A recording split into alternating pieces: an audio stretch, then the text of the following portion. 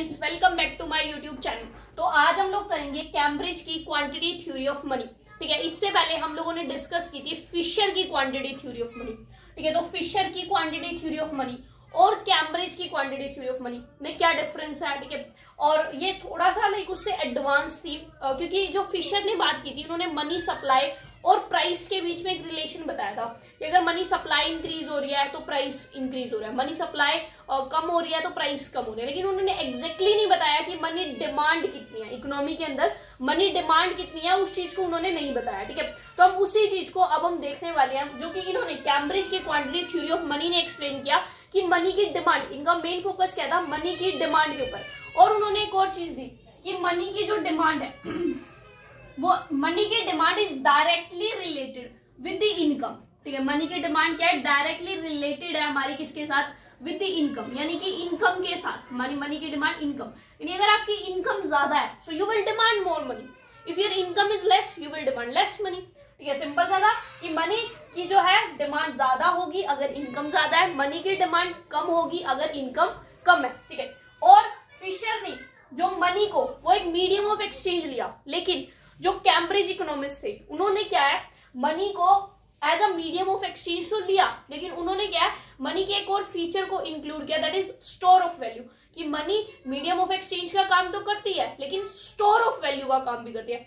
हम मनी को सिर्फ ट्रांजैक्शन पर्पज के लिए नहीं रखते, हम मनी को सिर्फ लाइक हमने जैसे कि मनी को हम सिर्फ ये नहीं है कि हमें कुछ खरीदना है तो हमें तभी मनी की डिमांड होगी, हम मनी को लाइक अनफोर्सीन कंटिजेंसीज के लिए भी अपने पास रखते हैं कि भाई जैसे हम अब चाहते हैं कि हमारे पास कुछ पैसा होना चाहिए ताकि अगर फ्यूचर में कुछ हो जाता है तो हमें उस चीज में हेल्पफुल हो, तो हम मनी को जो है और दूसरे मोटिव्स के लिए भी अपने पास रखते हैं। ठीक है, तो उन्होंने इस चीज को भी लेके चले कि मनी जो है, उन्होंने स्टोर ऑफ वैल्यू को कंसेप्ट भी लिया कि money is a store of value. इस फंक्शन के ऊपर, इस चीज के ऊपर भी उन्होंने फोकस किया कि मनी सिर्फ ट्रांजैक्शन पर्पज के लिए यूज नहीं हो रही, मनी जो है मीडियम ऑफ एक्सचेंज का काम नहीं कर रही, वो स्टोर ऑफ वैल्यू का काम भी कर रही है। ठीक है, मनी जो है हम स्पेक्युलेटिव पर्पज और जो है मनी जो है हम ट्रांजैक्शन पर्पज के लिए भी यूज कर रहे हैं। ठीक है, और उन्होंने ये बेसिकली मेन चीज बताई, और उन्होंने उनका एक फोकस ये था कि मनी की क्या है, मनी इज डिमांडेड। ठीक है, मनी की कितनी डिमांड होगी, कि हम कितना प्रोपोर्शन ऑफ इनकम अपने पास इन दी फॉर्म ऑफ कैश रखना चाहते हैं।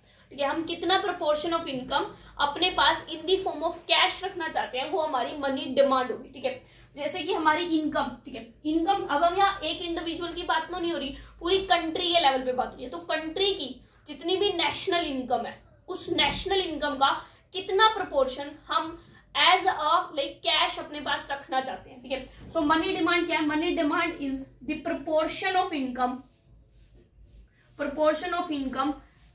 held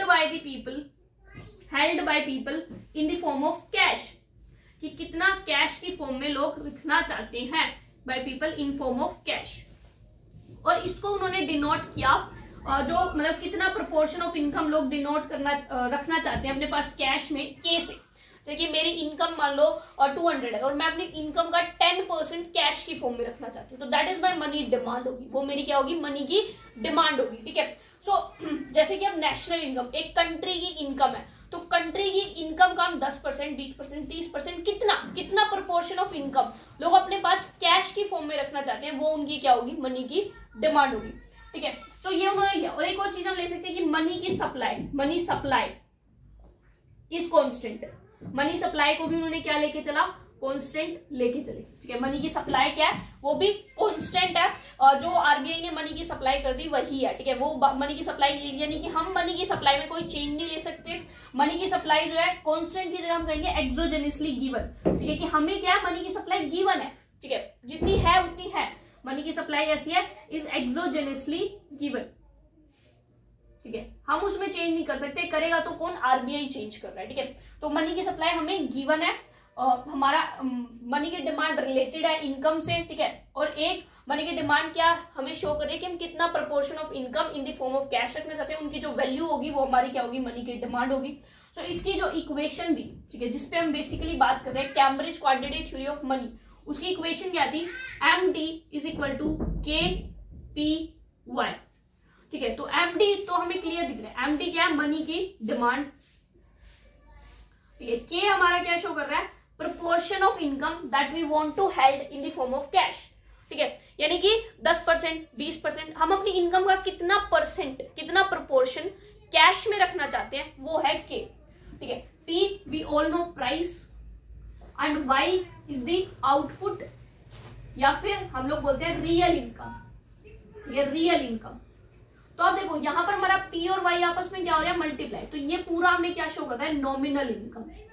सो मनी की डिमांड क्या है कि नॉमिनल इनकम का जितना भी परसेंट हम लोग इन दी फॉर्म ऑफ कैश रख रहे हैं, वो हमारे लिए क्या, मनी की डिमांड है। वो किसकी लैंग्वेज में, कैम्ब्रिज की क्वांटिटी थ्योरी ऑफ मनी के हिसाब से हम जितना भी proportion of income in the form of cash रख रहे हैं, और कौन सी इनकम का, नॉमिनल इनकम का, ठीक है, क्योंकि वाई तो रियल इनकम है, जब पी से मल्टीप्लाई कर दिया तो वो बन गई नॉमिनल इनकम।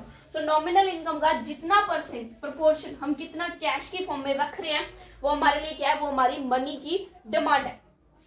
अब हमारा जो मनी मार्केट है उसमें इक्विलिब्रियम कहाँ आएगा, जहां पर हमारी मनी सप्लाई मनी डिमांड के इक्वल होगी, ठीक है। तो बहुत सिंपल है कि इक्विलिब्रियम कहाँ होगा, जहां पर मनी की demand will be equal to the money की सप्लाई, और मनी की जो डिमांड है वो हमारी क्या है, ये रही। मनी की सप्लाई हमने कहा एक्सोजेनसली गिवन, मतलब हमें मनी की सप्लाई दे रखी है, ठीक है। सो मनी की सप्लाई हमें क्या है, गिवन है। सपोज हम एक डायग्राम बना लेते हैं, ठीक है, origin X axis Y axis, यहां पर हम लोग ले लेते हैं मनी सप्लाई, और यहां पर ले लेते हैं प्राइसेस। तो ये तो हमारी होगी मनी की सप्लाई, मैंने इसको ले लिया एम, ठीक है, और ये हमारी क्या होगी, मनी की डिमांड, ठीक है, जिसको मैंने क्या लिया, के पी वाई, की प्रोपोर्शन कितना हम इनकम का एज अ रखना चाहते हैं। अब देखो अगर हम ज्यादा प्रोपोर्शन इनकम का इन द फॉर्म ऑफ कैश रखेंगे, ठीक है, तो हमारी क्या है, मनी की डिमांड ज्यादा होगी, ठीक है। अगर हम कम प्रोपोर्शन रखना चाहेंगे, मनी की डिमांड कम होगी। ये क्या है, हमारा अपवर्ड स्लोपिंग, ठीक है। अब हमारा मनी सप्लाई मनी डिमांड ये जहां इक्वल आ गया, वो हो गया पॉइंट ऑफ इक्विलिब्रियम, तो जहां पर हमारे ये प्राइसेस डिसाइड हो गए। तो OM हमारी मनी सप्लाई और OP प्राइस, अगर मान लो ये मनी सप्लाई बढ़ जाए, ठीक है, RBI जो है वो मनी सप्लाई बढ़ा दे, मनी सप्लाई कर्व शिफ्ट हो जाए, मनी सप्लाई क्या हो जाए, बढ़ जाए, मनी सप्लाई कर्व हमारी शिफ्ट हो जाती है। सो मनी सप्लाई बढ़ गई, M से M1 हो गई, तो अब हमारा जो नया इक्विलिब्रियम आया वो कहाँ आया, वो यहाँ आया। तो जैसे ही मनी की सप्लाई बढ़ी वैसे ही हमारे प्राइसेस बढ़े, तो मनी की सप्लाई की इंक्रीज होने से प्राइसेस इंक्रीज, और जितना हमारा मनी की सप्लाई इंक्रीज होगी उतना ही हमारे प्राइसेस इंक्रीज होंगे। और यही बात किसने कही थी, फिशर की क्वांटिटी थ्योरी ऑफ मनी, बस उनका लिखने का तरीका अलग था। पॉइंट यही था कि जितनी मनी की सप्लाई इंक्रीज होगी उतने ही हमारे प्रोपोर्शनेटली हमारे प्राइसेस इंक्रीज होंगे, यानी कि मनी सप्लाई और प्राइस में डायरेक्ट और प्रोपोर्शनल रिलेशन है। अगर मनी सप्लाई 30% बढ़ रही है, प्राइस भी 30% बढ़ेंगे। मनी सप्लाई 10% कम हो रही है, प्राइस भी 10% कम होंगे। सो मनी की supply is directly and equi proportional, ठीक है, किसके, हमारे प्राइसेस के। तो ये तो हमारा क्या हो गया, मनी की सप्लाई और प्राइस, जो कि सेम कैम्ब्रिज की थ्योरी ने भी सेम बात बताई, जो कि हमारी किस थ्योरी ने बताई थी, बेसिकली अगर हम कहें तो हमारी फिशर थ्योरी ने बताई थी, ठीक है। और अब यहाँ पर हमें एक चीज और देखनी है कि ये जो हमने लिया MD इज इक्वल टू के पी वाई, ठीक है। सो यहां पर हमारा जो ये के है ये भी उन्होंने कांस्टेंट लिया, y है इसको भी उन्होंने कांस्टेंट माना, ठीक है, k को भी y को भी कांस्टेंट लिया। तो हमारी मनी की सप्लाई को हमने क्या लिया, m, वो किसके इक्वल है, मनी की डिमांड के। मनी की डिमांड कितनी है, के पी वाई, जहां पर हमारा k भी कांस्टेंट y भी कांस्टेंट। तो यहां से हमें पता चल रहा है कि m जो है वो हमारा डायरेक्टली प्रोपोर्शनल है मनी के सप्लाई की। अगर मनी सप्लाई बढ़ेगी तो प्राइस बढ़ेंगे, मनी सप्लाई कम होगी प्राइस कम हो जाएंगे, क्योंकि ये दोनों तो क्या है, कांस्टेंट है। अब देखो इसमें अगर मान लो ये बढ़ जाए, तो ये कांस्टेंट, इनमें तो चेंज आ नहीं सकता। चेंज किस में आ सकता है, प्राइस में, तो उतना ही प्राइस को बढ़ना पड़ेगा। अगर ये कम हो जाए, ठीक है, मनी की सप्लाई अगर कम हो जाए तो ना तो ये चेंज हो सकता है ना ये, क्योंकि ये क्या है, कांस्टेंट है, अजम्पशन, ठीक है, सेम अजम्पशन है हमारी जो फिशर ने ली थी, ठीक है। सो अब ये जो हमारा जब M अगर कम हो जाए तो ना ये चेंज हो सकता है ना ये चेंज हो सकता है, तो चेंज क्या हो सकता है, प्राइस, तो प्राइस कम हो जाएगा, ठीक है। सो ये हमारी क्या है, quantity theory of money by the Cambridge के according quantity theory of money. अब एक चीज हमें यहाँ पर और देखनी है, देखो के हमें क्या शो कर रहा था कि कितना हम कैश बैलेंस में रख रहे हैं, ठीक है, और V वेलोसिटी आपको याद होगा वो क्या था फिशर में, कि हम कितना मनी कितने हैंड्स में ट्रांसफर हो गया, ठीक है।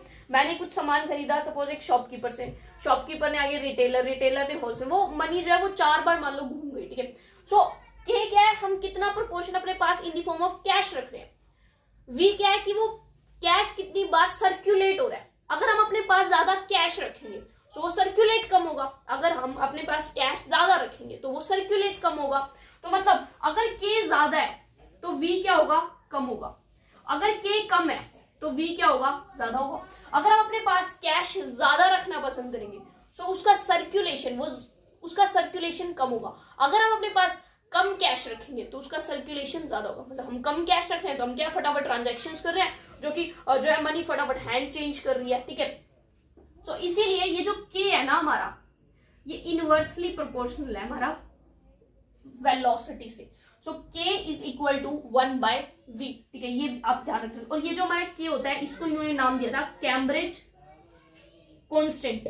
क्या नाम दिया, कैम्ब्रिज कांस्टेंट, ठीक है, जो कि क्या शो कर रहा है, हम कितना proportion in the form of cash रखना चाहते हैं। और ये के किसके इक्वल है, हमारे 1/v के इक्वल, ठीक है। तो अगर हम इसमें इक्वेशन में पुट करें सो m इज इक्वल टू के यानी कि 1/v इंटू में पी वाई, ठीक है, जहां पर हमारा क्या है 1/v यानी कि v भी कांस्टेंट है, y भी कांस्टेंट है, तो m इज प्रोपोर्शनल टू हमारा p। सो ये था हमारा आज का कंसेप्ट, ठीक है। तो अब हम जो है हमारी ये Cambridge quantity theory of money खत्म होती है। सो मिलते हैं हम अपनी नेक्स्ट वीडियो के अंदर नए टॉपिक के साथ। So till then bye bye, thank you so much, and video को लाइक कर देना एंड चैनल को सब्सक्राइब कर देना। Bye bye.